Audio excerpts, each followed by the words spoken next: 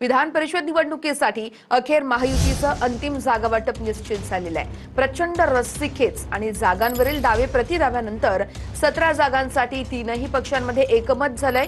अंतिम फॉर्म्युल्यानुसार भाजप 11, शिवसेना 4 तर राष्ट्रवादी 2 जागांवर लढणार आहे। दरम्यान आता या संदर्भात आणखी काय घडामोडी घडतात ते पाहणं अतिशय महत्त्वाचं आहे। विनायक डावरुंग आमचे प्रतिनिधी या संदर्भातले अपडेट्स देत आहेत।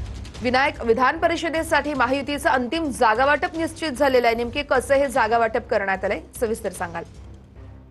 बरोबर आहे। आपण जर पाहिलं तर विधान परिषदेच्या निवडणुकीसाठी अखेर हे अंतिम जागा वाटप जे आहे ते निश्चित झालेलं आहे। जो अंतिम फॉर्म्युला समोर आलेला आहे त्यानुसार भाजप 11, शिवसेना 4 आणि राष्ट्रवादी 2 जागांवर निवडणूक जे आहे ते लढणार आहे।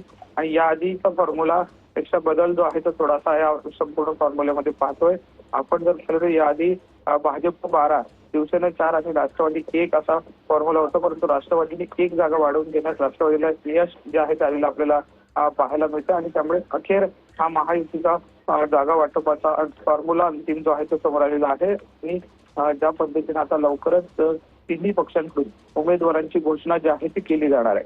निश्चितच विनायक, आणि या घोषणेकडे देखील आपलं लक्ष असेल। अपडेट्स घेत राहू। तुर्तास धन्यवाद।